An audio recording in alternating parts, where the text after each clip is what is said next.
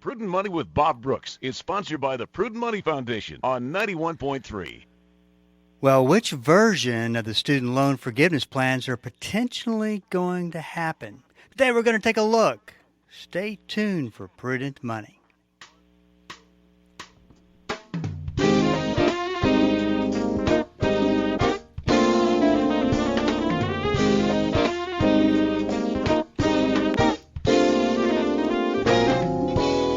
Good afternoon. This is Bob Brooks, and you are listening to the Prudent Money Radio Show. Thanks so much for joining me today. You know I do appreciate it. Well, which version of the student loan forgiveness plans are potentially going to happen? Today on the program is John Hupalo. He's here once every month to give us his thoughts on what's going on with the over $1 trillion worth of student loan debt. John, welcome to the program. Bob, thank you. Nice to be back with you. Okay, 30 million student loan borrowers were set to benefit from Biden's second try at broad debt cancellation. Wow, I saw an article today that said somebody was getting sued, and then I started thinking, well, is he talking about version 1 or version 2, or wait a minute, is he talking about the SAVE program? Oh gosh, I've lost track. Well, who's getting sued? What's the deal today? As far, at least today, what's going on with all this? Well, Bob, the setup at the top of the show, I thought we were going to have a really short show because you said, what programs are going through, and the answer is none of them, and Right. then we could move on and talk to something else. But the background here is just mind-boggling.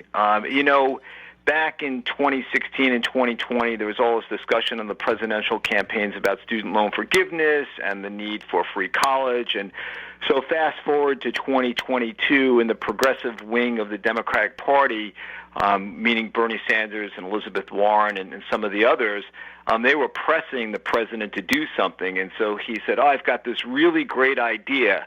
I'm going to forgive up to $20,000 of student loan debt for every borrower.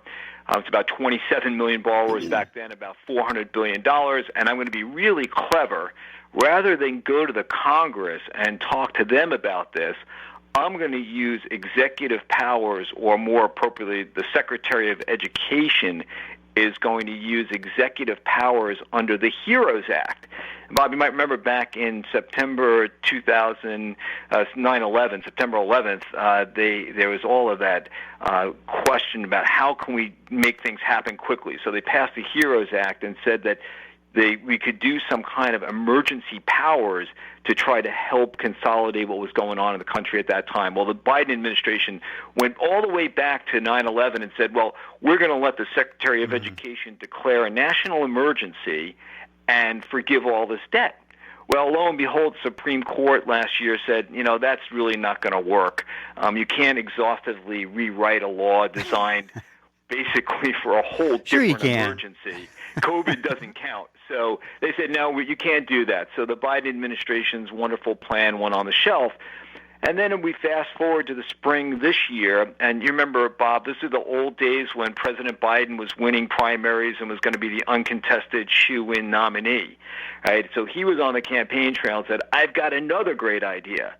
I'm going to change the repayment programs that are currently in place, and I'm going to create this new SAVE program, and you mentioned that, the Saving on Valuable Education. And he said, I'm going to implement this, and it's going to be a mass-scale automatic debt relief for some 30 million borrowers. So that was back in May. And on July 1, he was scheduled to actually cut some of these student loan payments in half. And don't you know, on June 28th, just 2 days before that, a Kansas court ordered an injunction saying, you really can't do this. And then some Missouri courts passed some other, there were some suits in some other of the Missouri courts, and they said, you don't have the authority to do this. And the administration, the Biden administration, in late July or early August, said to the Supreme Court, we need an emergency ruling to lift this injunction. And just a few weeks ago, unanimously. So the progressives, the conservatives, everybody on the Supreme Court said, you can't do this. So now we have all these borrowers who are just left reeling, trying to figure out what it is that they're supposed to be doing. And Bob, the answer to that question is they're supposed to be repaying their student loans and not kind of getting involved in all this political fanfare that has just been plaguing these poor people for 5 or 6 years now.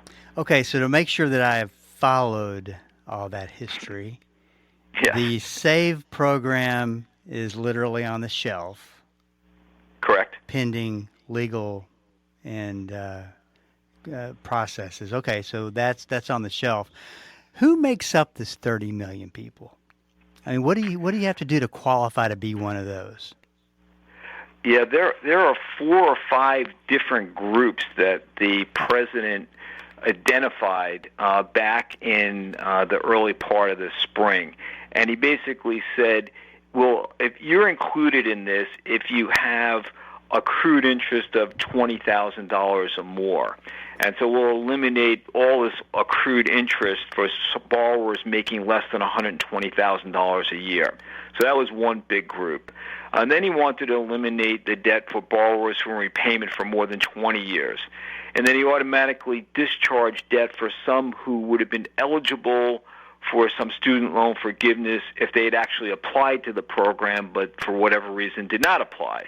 And then he had another group that talked about some programs for attending career training programs that led to high debt or low earnings. So he was trying to really kind of focus that in that group very specifically.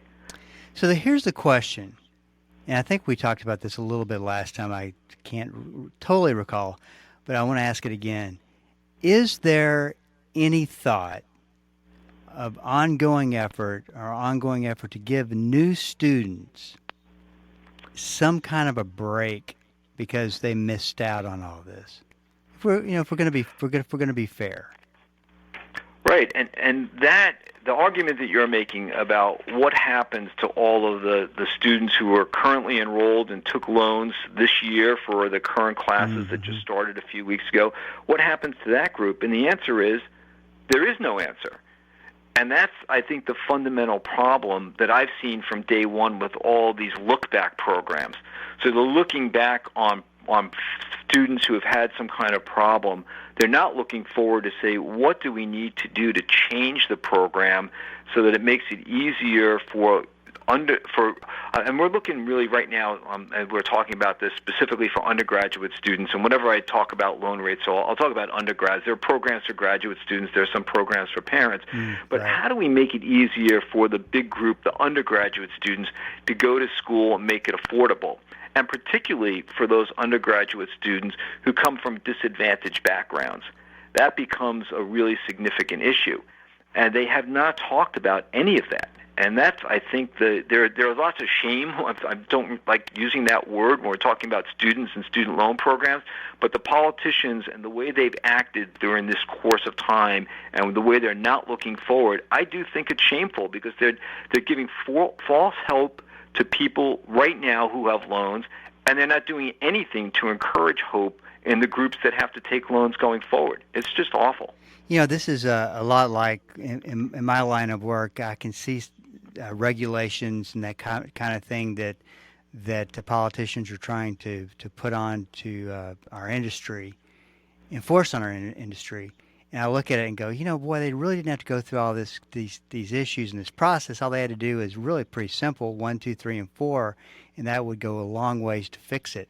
Do you ever look at this whole situation and feel the same way, or has it just gotten so completely spiraled out of control that anybody that who has a sound mind could look at it and go, but boy, I don't think this is fixable? Well, I like to be optimistic, Bob, and I'm hopeful that we're at the low where someone will now come with some rational thought in the next several years. And again, we're in the midst of something in a major political change one way or the other when the next president is inaugurated in January, and that's going to mean there's a whole turnover of ideas and people right. In the bureaucracy and in the administration. So it's going to take some time for them to coalesce. And one thing you're not hearing much about right now on the campaign trail is this issue, right? We're not hearing about it because of what happened with the nominees on the Democratic side, how this campaign is just so abnormally structured. We're not hearing what was the typical flow. So I haven't heard anything about student loans from former President Trump or from Vice President Harris in the last several weeks. They're just not talking about it. So Biden is it's interesting to me to watch him in his final months. I mean, how hard he's pushing on this. This has really been something close and dear to his heart, I guess. Do you see Vice President Harris, if she were to be the next president, to carry this on, or do you see former President Trump carrying this on, or do you think it just goes by the wayside? Well, I think with former President Trump, it will absolutely go by the wayside. And going out with a baby might be the whole Department of Education, based on some of what he's talking about. Good point. So you could see some pretty fundamental reform there. Now, Vice President Harris, that's a really interesting question. And the reason I think it's particularly interesting is that the culture wars that are playing out in the universities right now, and we read about this all the time in the paper with disinvestment protests going on, the protests going on around the wars in the Middle East, just around the whole diversity, equity, inclusion movements. There's a lot of tumult in that system. And so she's going to have to navigate that very carefully to determine how she's going to set her education program. And right now, I don't see student loans as one of those issues that's particularly important to her. She said all along, and she takes pride and credit, that she joins President Biden in her desire to do something and thinks the programs that they passed were really great programs. The problem is the Supreme Court now has said twice that they're unconstitutional.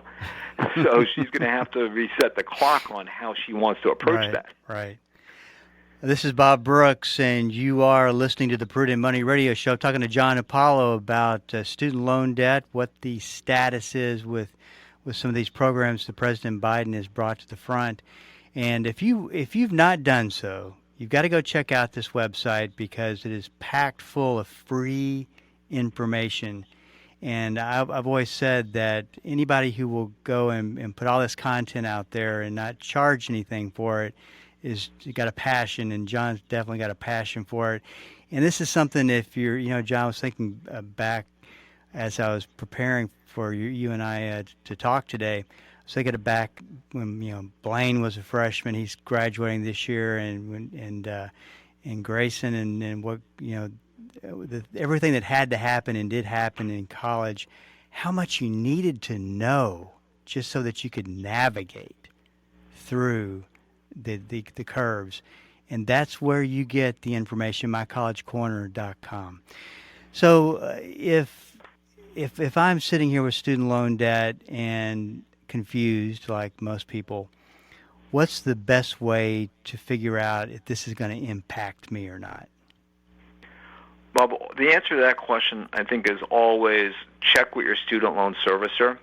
Because there's a lot of press about the student loan servicers, but at the end of the day, that is the intersection between a borrower and their federal direct student loan, or even their private student loan, just to know what loan they have and who the servicer is and when the payments are due.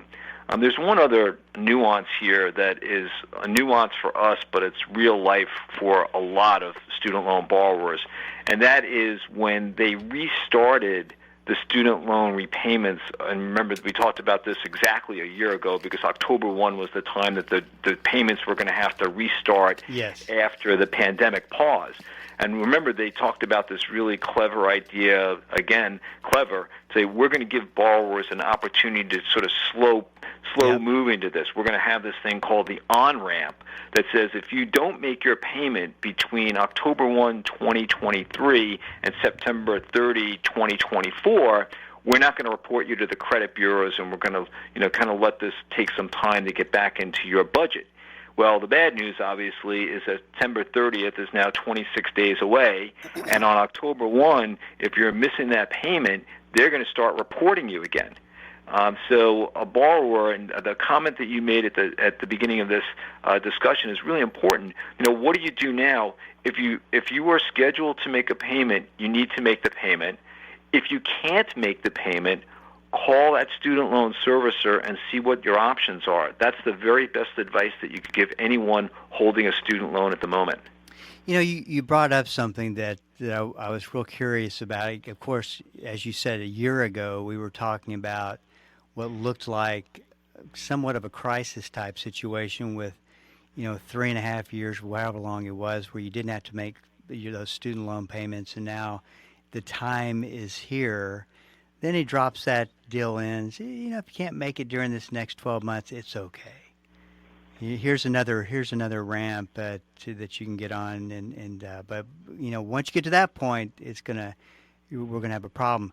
Are you, in your circle of colleagues and people that you talk to, how do you have any idea for how many or what percentage of students maybe stopped paying and haven't really paid since at all? I mean, do you have any sense for that, of what's going to really become a problem come 30 days, 26 days from now?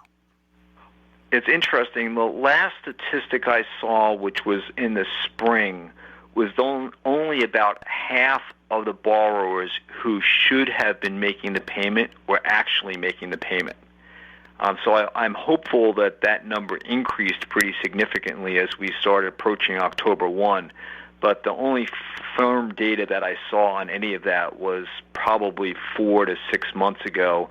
And I was shocked that it was only half of the borrowers who were required to make the payment were actually doing that. Yeah, don't you? There's a lot of politics there. That number's got to look not too bad, but not too good. 50% sounds like you hit it right in the middle. You know what I mean?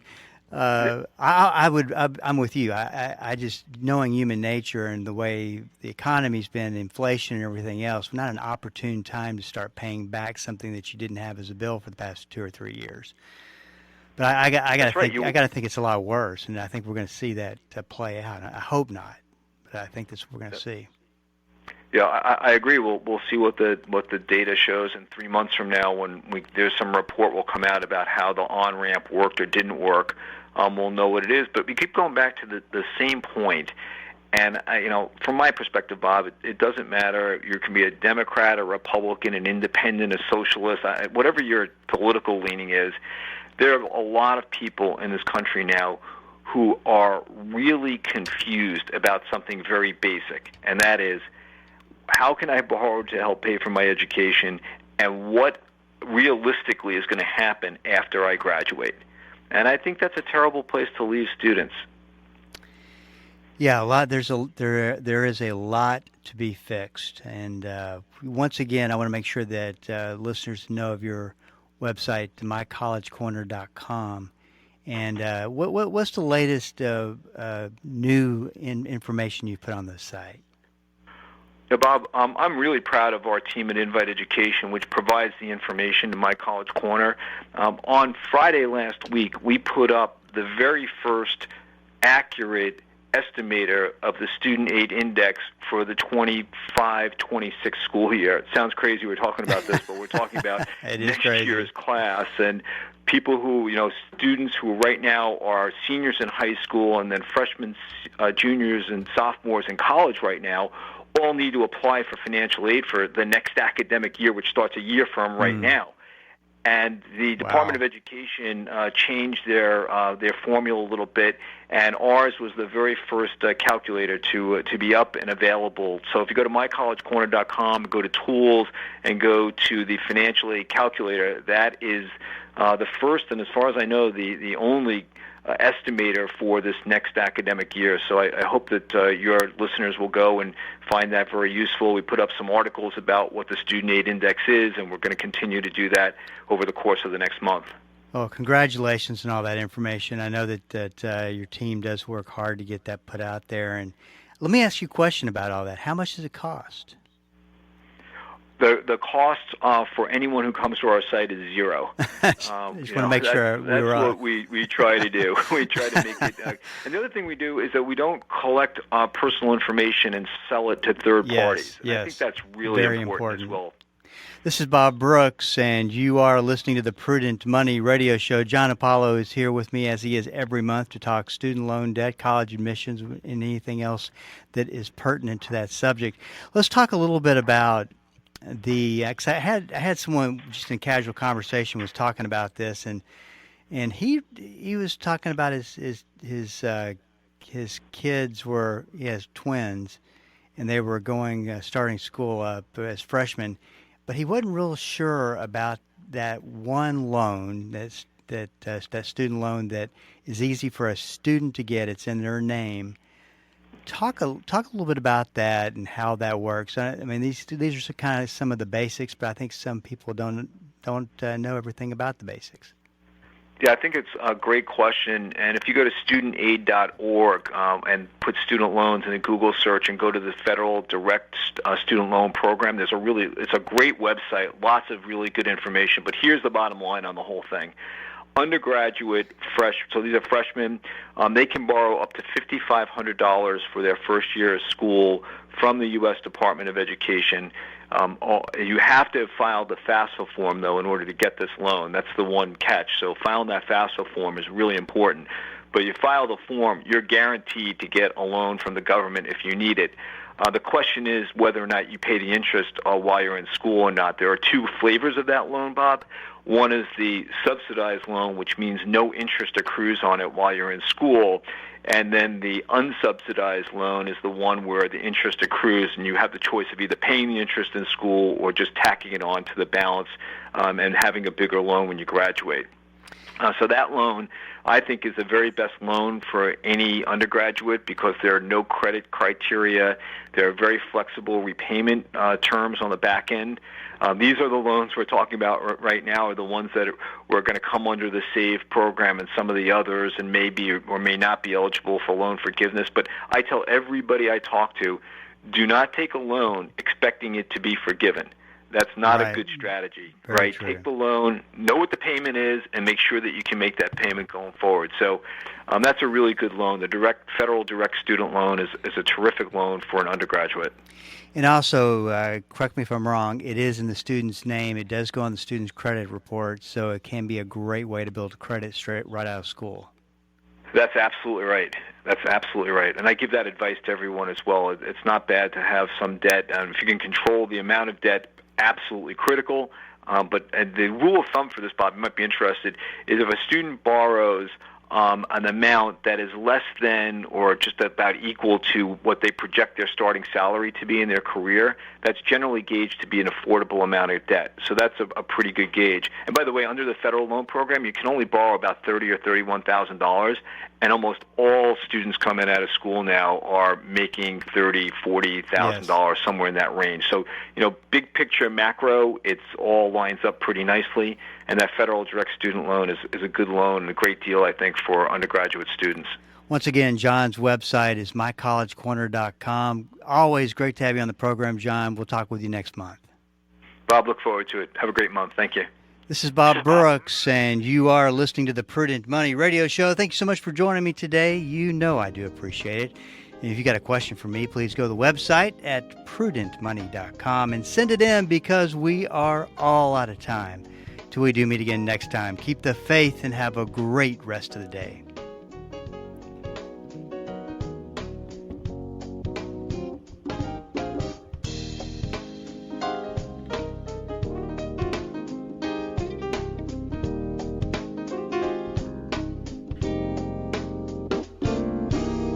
That's all the time we have for today.